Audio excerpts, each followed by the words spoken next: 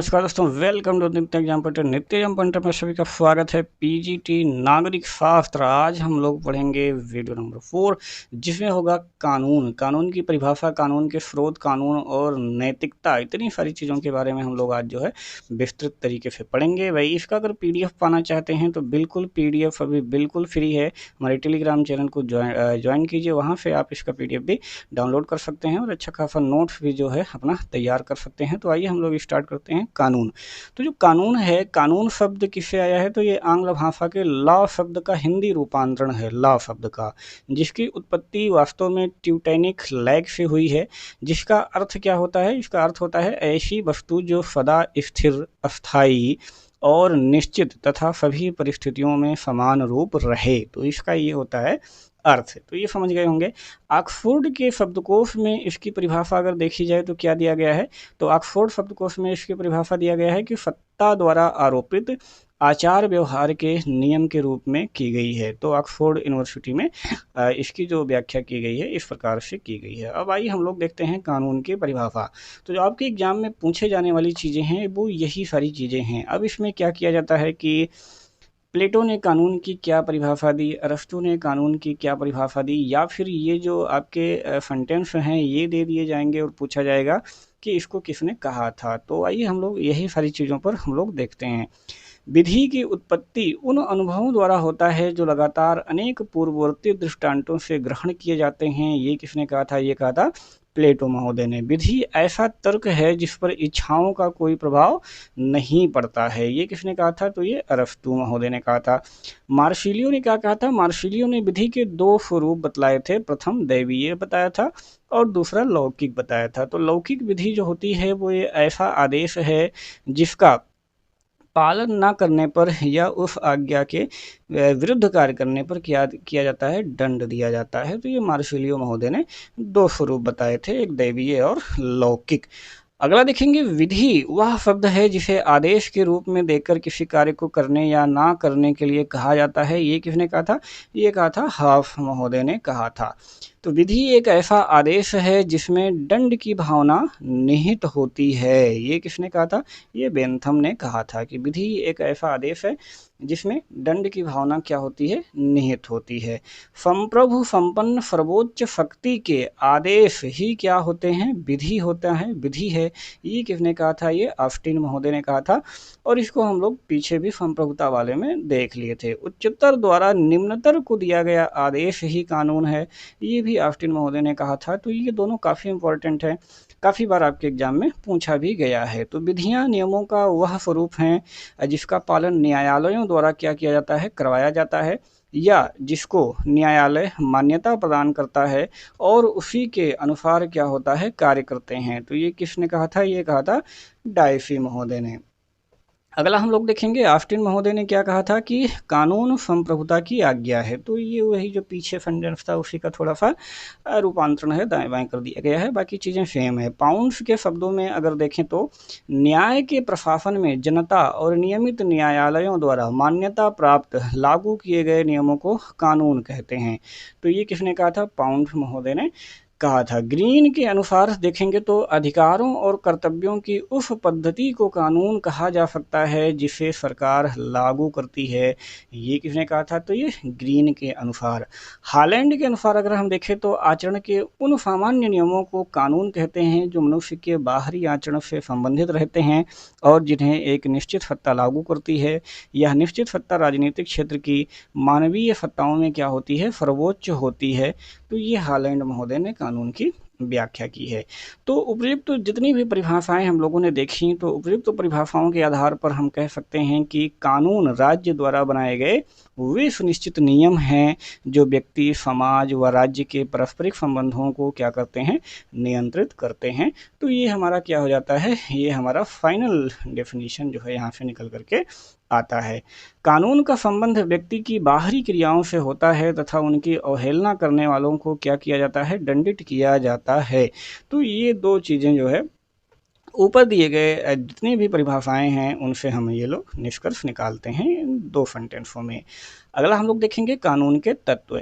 तो कानून की उपयुक्त व्याख्या और परिभाषा से कानून के निम्नलिखित तत्व स्पष्ट होते हैं, और वो तत्व कौन-कौन से हैं कि कानून में नागरिक समाज की व्याख्या क्या होती है, निहित होती है, और समाज की जो सामाजिक परिस्थितियाँ हैं, वो कानून के माध्यम से परिलक्षित होती हैं, और कानून व्यक्ति के केवल बाह्य आचरण को ही क्या करता है, नियंत्रित करता है। ये सारी चीज़ें आपको याद रखना है, इसी में से आपके क्वेश्चन बनते हैं। कानून क्या है? एक नियमों का समूह है, और कानून का आधार राज्य की शक्ति या भौतिक दंड और दमन की क्षमता है, अर्थात कानून का उल्लंघन क्या है, दंडनीय अपराध है।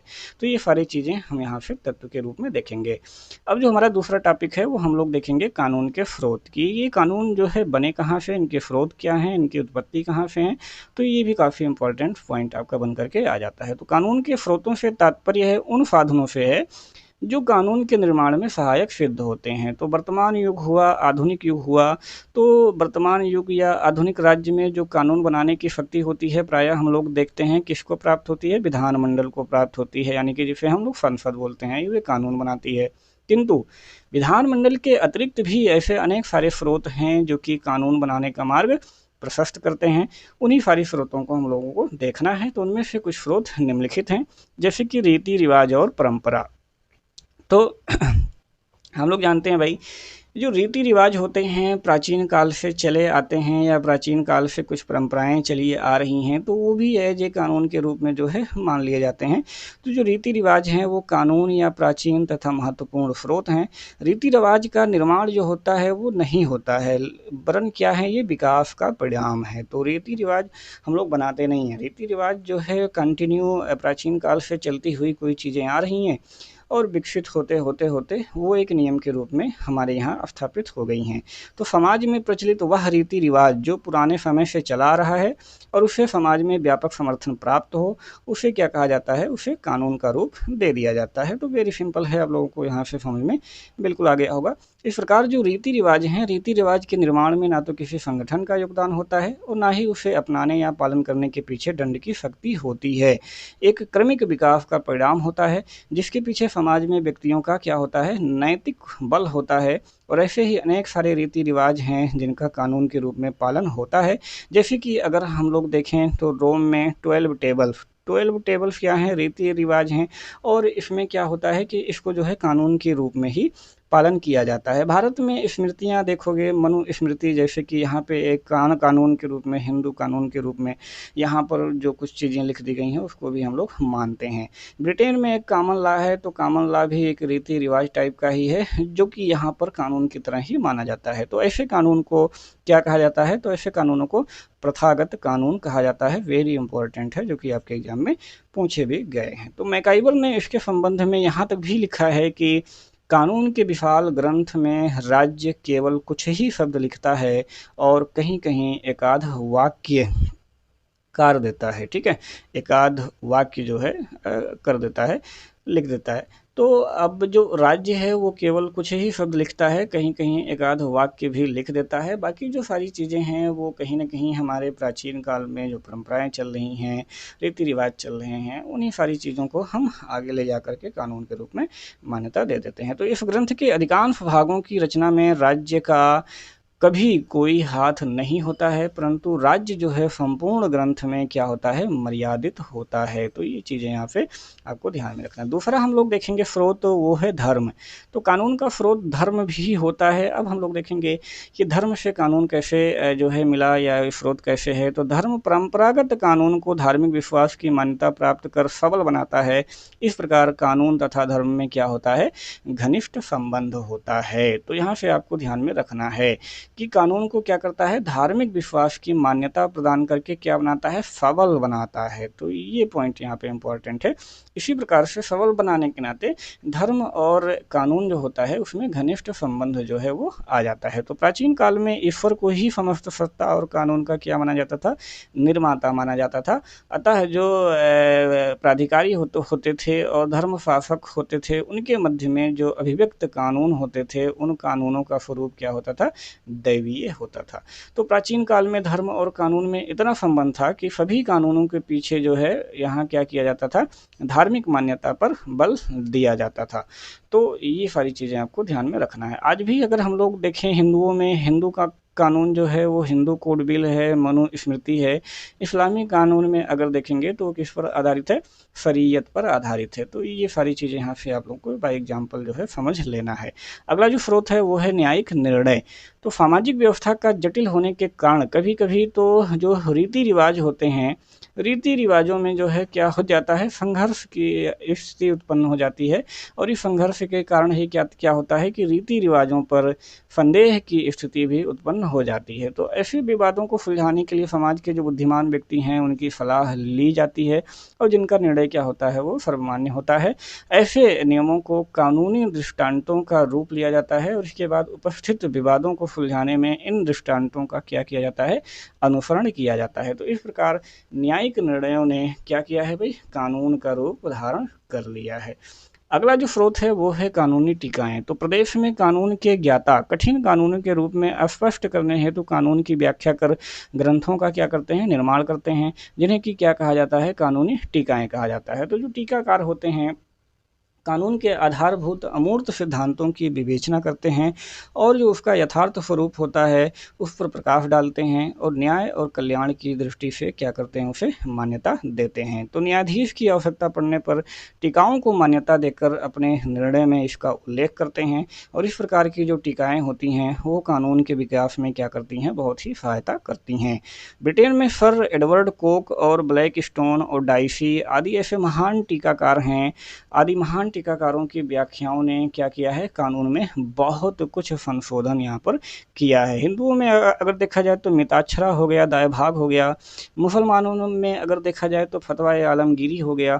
ये सारे क्या हैं, ये सारे कानूनी टीकाएँ हैं जो कि कानून के विकास में बहुत सारी सहायता जो है यहाँ पर कर रही हैं। अगला जो स्रोत है वो है समन्वय नीति या फिर औचित्य। तो कभी कभी न्यायाधीशों के समक्ष ऐसे भी विवादास्पद मामले आ जाते हैं कि जिनका हल वर्तमान कानूनों के आधार पर करना जो है संभव नहीं होता है। तो ऐसे समय पर न्यायाधीश क्या करते हैं भाई कि अपने विवेक के आधार पर निर्णय करते हैं और इस विवेक के पीछे क्या होता है, उनका अनुभव और न्याय की सामान्य मान्यता, इसी के आधार पर ही वो निर्णय देते हैं और इसी आधार पर दिया गया निर्णय ही क्या होता है, औचित्यपूर्ण निर्णय कहलाता है। तो इस संबंध में जो निर्णय होता है और औचित्यपूर्ण निर्णय होता है उसमें भेद कर लेना आवश्यक है क्योंकि दोनों में थोड़ा सा मूलभूत अंतर है। निर्णय से तात्पर्य उस फैसले से है जिसे कि न्यायाधीश संविधान द्वारा बनाए गए नियमों के अंतर्गत देता है और औचित्यपूर्ण निर्णय से तात्पर्य क्या होता है, ऐसे फैसले से है जिसका निर्णय संविधान द्वारा व्याख्यायित कानूनों के आधार पर साधारणतः नहीं किया जाता है या नहीं किया जा सकता है, अर्थात वह विवाद जो पेचीदा होता है और जिसका समाधान संवैधानिक नियमों के आधार पर करना संभव ना हो। तो ये दो अंतर हैं काफ़ी महत्वपूर्ण जो कि आपको यहाँ से समझ लेना है। इस प्रकार जो औचित्यपूर्ण निर्णय होते हैं, औचित्यपूर्ण निर्णय द्वारा कानून का विकास होता है और अनुपयुक्त कानूनों में क्या किया जाता है, सुधार किया जाता है और परिवर्तन भी होता है। ब्रिटेन में तो जो कानून है, कानून के विकास में औचित्यपूर्ण निर्णयों का बड़ा ही महत्वपूर्ण योगदान वहाँ पर रहा है। कहाँ पर, ब्रिटेन में। अगला जो स्रोत है वो है व्यवस्थापन। तो व्यवस्थापन कानून का क्या होता है, सबसे बड़ा स्रोत होता है। प्राचीन काल में जो राजा होते थे, राजा ही क्या होता था, सर्वे सर्वा होता था जिसके द्वारा कानून का निर्माण किया जाता था और जनता को कानून निर्माण में कोई स्थान नहीं दिया जाता था। लेकिन जो वर्तमान समय है, वर्तमान समय में राज्य में व्यवस्थापन का कार्य किसके द्वारा किया जाता है, व्यवस्थापिका द्वारा किया जाता है। इसमें जो व्यवस्थापिका के सदस्य होते हैं वो क्या होते हैं, जनता के प्रतिनिधि ही होते हैं। इस प्रकार अब जनता जो है व्यवस्थापन में प्रत्यक्ष या अप्रत्यक्ष रूप से भाग लेता है। आज जो है प्रत्येक देश में विधानमंडल द्वारा क्या किया जा रहा है, कानून बनाया जा रहा है और एकमात्र स्रोत के रूप में यही जो है धारण करता है, एकमात्र जो है यही स्रोत है कानून बनाने का। तो इस प्रकार उपर्युक्त जितने भी सभी स्रोत हैं उनको देखते हुए ये कहा जा सकता है कि जो आधुनिक युग है, आधुनिक युग में विधानमंडल सबसे महत्वपूर्ण कानून निर्माणी संस्था है, परंतु अन्य स्रोत भी कानून निर्माण तथा संशोधन तथा नए कानूनों को बनाने करने में महत्वपूर्ण योगदान देते हैं। तो आधुनिक युग में जो मेन रोल है वो किसका हो गया है, विधानमंडल का, संसद का, विधायिका का कानून बनाने के रूप में। अगला जो पॉइंट है हमारे इस सिलेबस में वो है कानून और नैतिकता। तो कानून और नैतिकता पर भी थोड़ी सी हम लोग यहाँ पर चर्चा कर लेते हैं। कानून और नैतिकता क्या होता है भाई, परस्पर जुड़े होने के कारण मानव समाज के सभी सदस्यों के बीच संबंधों के क्रम को क्या करते हैं, विनियमित करते हैं। कानून वास्तव में क्या है, व्यवहार के तकनीकी मानदंड हैं जो राज्य के कानूनों द्वारा निर्धारित किए जाते हैं। नैतिकता क्या होती है, मानव व्यवहार का सामाजिक और नैतिक मानदंड है जो लोगों के संबंधों के क्षेत्र को शामिल करता है। तो ये हो गया कानून और नैतिकता। तो कानून और जो नैतिकता होती है इसका जो सह संबंध है वो किसी भी समाज की मुख्य समस्याओं में से एक है कि कानून के साथ साथ नैतिकता जो है वहाँ पर होनी चाहिए। तो जो कानूनी मानदंड है, कानूनी मानदंड के कार्यान्वयन को एक विशेष राज्य तंत्र द्वारा नियंत्रित किया जा सकता है और नैतिकता, मानदंड और नियमों का पालन जनता की राय द्वारा नियंत्रित किया जाता है। तो ये काफ़ी महत्वपूर्ण है। जो कानूनी मानदंड है उनकी क्रियान्वयन को एक विशेष राज्य तंत्र द्वारा नियंत्रित किया जाता है। यहाँ पर अंतर इसलिए समझ लेना काफ़ी महत्वपूर्ण है क्योंकि ये आपके एग्जाम में पूछा जाता है। और जो नैतिकता, मानदंड और नियम हैं उनका पालन जनता की राय द्वारा नियंत्रित किया जाता है। तो ये तो काफ़ी महत्वपूर्ण इंपॉर्टेंट जो है इसमें डिफरेंस है। नैतिकता की सार्वभौमिक सामग्री होता है और सामग्री का सुनहरा नियम सबसे अच्छी तरह से ज्ञात सत्य द्वारा व्यक्त किया गया है। लोगों से वैसा ही व्यवहार करें जैसा आप चाहते हैं कि वो आपके साथ करें। तो ये बातें जो है आप लोग बहुत पहले से जानते होंगे। तो प्राचीन समय में अगर देखा जाए तो कानून और नैतिकता की अवधारणाएं लगभग समान थीं। कानून का पालन सबसे बड़ा गुण माना जाता था। मध्य युग में कानून और नैतिकता का संबंध शब्द अब पर्यायवाची नहीं है। तो नैतिक सिद्धांतों से काफ़ी स्वायत्त कानून की व्यवस्था के गठन का युग भी शुरू हो गया, लेकिन कानून और नैतिकता सिद्धांत दोनों की शुद्धता की कसौटी एक थी, परमेश्वर के कानून का अनुपालन। तो ये दोनों में सेम थी। कानून और नैतिकता बाहर से दिखाई नहीं देते हैं भाई, लेकिन वे समाज और समाज के विकास के क्या हैं, उत्पाद हैं। तो ये आपको ध्यान में रखना है। नैतिकता और कानून का जो परस्पर संबंध है वो जटिल है और उनके बीच क्या होता है, एक करीबी का रिश्ता होता है जिसमें निम्नलिखित घटक पाए जाते हैं। कौन कौन से घटक पाए जाते हैं भाई, तो वो है एकता, बातचीत, मतभेद और विरोधाभास। तो इन सब कुछ चीज़ों से के बारे में हम लोग थोड़ा सा देख लेते हैं। एकता में क्या होता है कि दोनों अवधारणाएं आदर्श सामग्री ले जाती हैं, यानी आदर्श सामग्री लिए हुए हैं और लोगों के व्यवहार को क्या करती हैं, विनियमित करती हैं। कौन कौन, कानून और नैतिकता। उनका लक्ष्य एक ही है, समाज और व्यक्ति के बीच बातचीत का समन्वय। उनके पास एक संस्कृति, समाज के आर्थिक और राजनीतिक हितों के आधार पर सामान्य सामाजिक मानदंड हैं। बातचीत में क्या होता है, एक लक्ष्य कानूनों का अनुपालन है, अवैध व्यवहार गैर कानूनी है और उनके आकलन में कानून और नैतिकता क्या होती है, एक ही होती है। मतभेद में देखा जाए तो अधिकार उन कानूनी कृत्यों को परिलक्षित होता है जो सक्षम अधिकारियों द्वारा विकसित किए जाते हैं। जनमानस में नैतिकता की आवश्यकताएं परिलक्षित होती हैं। नैतिकता के विचार कला, साहित्य और मीडिया द्वारा क्या होते हैं, प्रसारित किए जाते हैं। विरोधाभास में देखेंगे तो उनके बीच मतभेदों से उत्पन्न होता है। कानून और नैतिकता समाज के समान निरंतर विकास की प्रक्रिया में है, लेकिन कानून क्या होता है, अधिक रूढ़िवादी होता है और विधान में अक्सर कई सारी कमियां और अंतराल भी होते हैं, जबकि नैतिकता समाज में परिवर्तन के लिए अधिक गतिशील है, सक्रिय है और अधिक उत्तरदायी भी है। तो निकट अंतर संबंध होने के कारण ये दोनों घटनाएं असमान रूप से विकसित होती हैं। इसलिए एक नियम के रूप में किसी भी समाज की एक अलग नैतिक और कानूनी स्थिति होती है। तो यहाँ पर फाइनल आपको ये समझ लेना है, ठीक है। चलिए, तो यहाँ पर जो हमारा आज का टॉपिक है कानून, वो होता है यहाँ पर समाप्त। आशा करते हैं भाई आपको कंटेंट और चीज़ें आपको समझ में आई होंगी। तो आप बिल्कुल एक दो बार इस वीडियो को देखिए, एक दो बार आपके पास कोई बुक हो उसको पढ़िए और या तो फिर यहाँ से या तो अपने बुक से आप एक शानदार जो है वो नोट्स तैयार कीजिए। भाई कभी भी इस भरोसे बिल्कुल मत रहिए कि यहाँ से PDF मिल जाएगा, हम देख करके पढ़ लेंगे। ऐसा करेंगे तो आप सबसे बड़ी गलती करेंगे।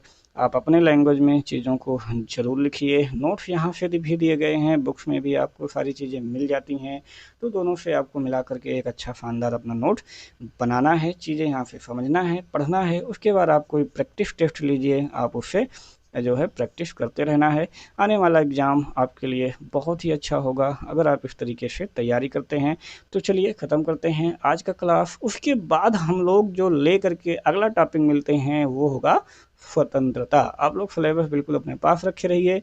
इसके बाद का जो अगला टॉपिक है स्वतंत्रता, उसको लेकर के हम जल्द ही मिलेंगे। तब तक आप सभी को जय हिंद, जय भारत।